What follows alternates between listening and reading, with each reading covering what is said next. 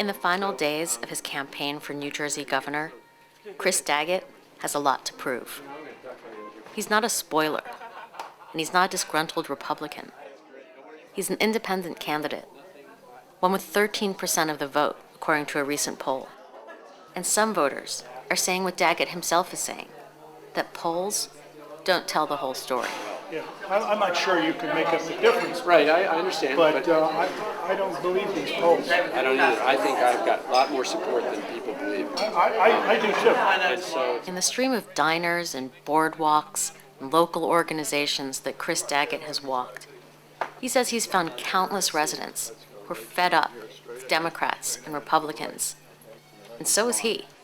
You just have to go one day on the campaign trail and ask, and you'll see what people think. They are very upset, and if they just take that being upset, if you will, and say, instead of being pulled by one party or another, being scared by the Republicans into believing that a vote for me is a vote for Jon Corzine, if they just vote for me, I will win this election, and I'll win it handily, because I know I know the mood is out there and people are upset. It's a question of them acting on it. But the problem is that people in the state, people around the country, they are voting for the two major candidates. They will complain about the two-party candidates, but they will vote for the Republican or the Democratic candidate. Very few will vote for the independent.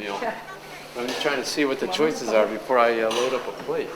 At a luncheon at the Rotary Club of Jersey City, Daggett laid out the details of his plan to cut property taxes and balance the state's $8 billion deficit.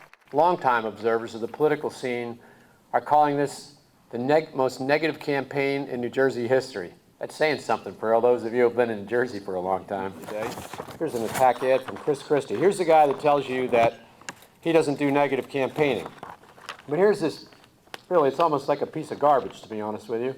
But it is a flyer that tries to put out some comparison of my tax plan and Jon Corzine's tax plan as though we have the same proposal. Now, many of you know I'm the only one in this campaign that's proposed a very specific plan to cut property taxes by 25% to a maximum of $2,500, to cut the corporate taxes on both small businesses as well as large corporations by 25%, and to roll back the so-called temporary increase in the income tax. Our property tax is so imbalanced in this system in New Jersey that it takes in more money than the combination of the other three taxes combined, corporate, sales, and income. So we have this terribly imbalanced system, and what I'm trying to do is to balance that back out again by expanding to those services the sales tax and make it more reflective of our economy, and that will make us more competitive with surrounding states on the corporate tax side.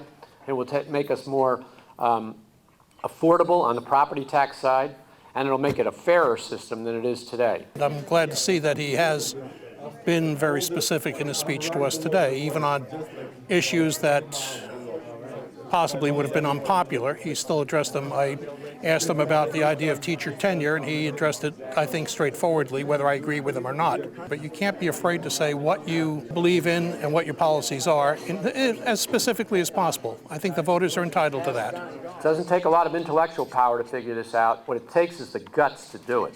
And I've displayed those guts, I think, many times in my public sector career when I had to stand up on environmental issues and do the right thing. I was impressed with what he had to say. I appreciate the fact that we have a candidate who addressed some of the issues, gave a clear direction in where he wants to go with them, and not concerned with negative campaigning. I think that he has an uphill battle to climb yet. I don't know that he's out of the race yet either. It's kind of a whirlwind, and it is energizing and invigorating, but at the same time it is tiring. There's no question about it. You get up at 4 or 5 o'clock in the morning and you get going and you're out till 8 or 9 or 10 at night and you do it all over again. So, but that's just a little bit longer than I've been doing it every other day of the campaign, so it's not that bad.